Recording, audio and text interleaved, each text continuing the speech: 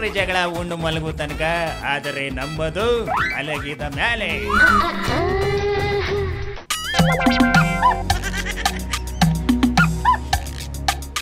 ಎಲ್ರು ಎದ್ದೇಳ್ರಪ್ಪ, ಬಸ್ಸು ಗೋವಾ ಗಡಿ ದಾಟಿ ಬೆಂಗಳೂರು ಗಡಿಗೆ ಬಂತು.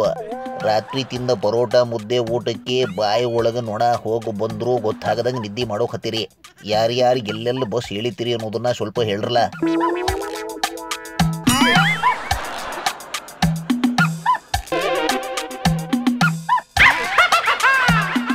ಲೇ ಸುಡ್ಗಾಡಿಸಿದ್ದ ಎದ್ದೇಳೋ ಮೇಲೆ.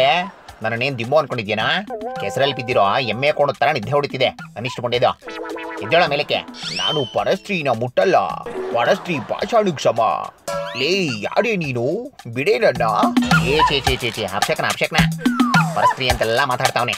ಕನ್ಸಲ್ಲಿ ಯಾವ ಸುಡುಗಾಡಿ ಹಿಂಗ್ಸನ್ ಸವಾಸ ಮಾಡ್ತಾ ಇದ್ಯೋ ಅನಿಷ್ಟು ಕೊಂಡಿದೆ. ಥೋ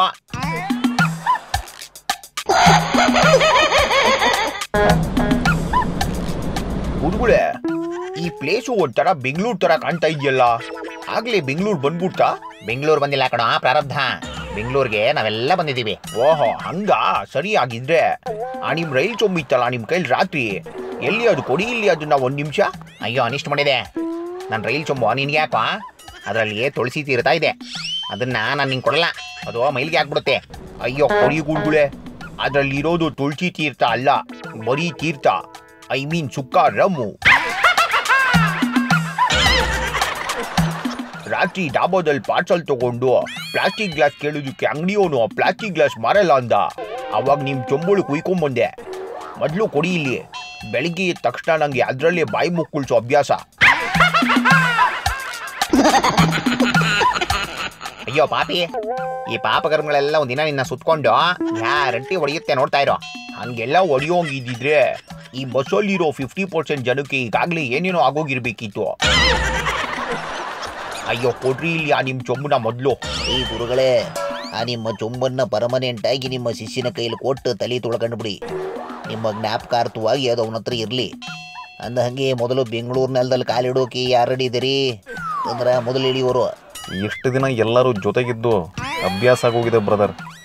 ಯಾಕೆ ನಾವೆಲ್ಲರೂ ಒಟ್ಟಿಗೆ ವಿಧಾನಸೌಧದ ಮುಂದೆ ಒಂದು ಫೋಟೋ ತೆಗೆಸ್ಕೊಂಬಾರ್ದು ಅಂತಕ್ಕಂಥದ್ದು ನನ್ನ ಭಾವನೆ. ನಿಜವಾಳು ಕುಮಾರಸ್ವಾಮಿ ಅವ್ರ ಐಡಿಯಾ ತುಂಬಾನೇ ಚೆನ್ನಾಗಿದೆ. ಬನ್ನಿ ಎಲ್ಲ ಅಲ್ಲಿಂದಲೇ ಹೋದ್ರಾಯ್ತು.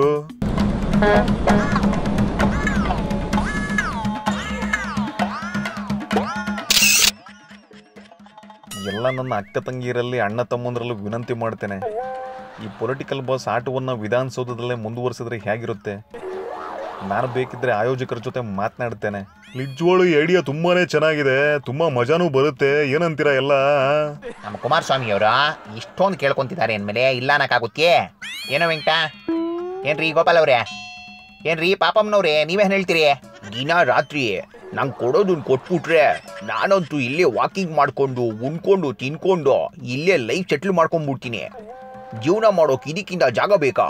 ನಂಗಿಂತ ಮುಂಚೆನೆ ಇಲ್ಲಿ ತುಂಬಾ ವರ್ಷಗಳಿಂದ ಸೆಟ್ಲ್ ಆಗಿರೋರು ಆಲ್ರೆಡಿ ಇದ್ದಾರೆ. ಏನಂತೀರಾ ಕುಮಾರಸ್ವಾಮಿ ಅವರೇ?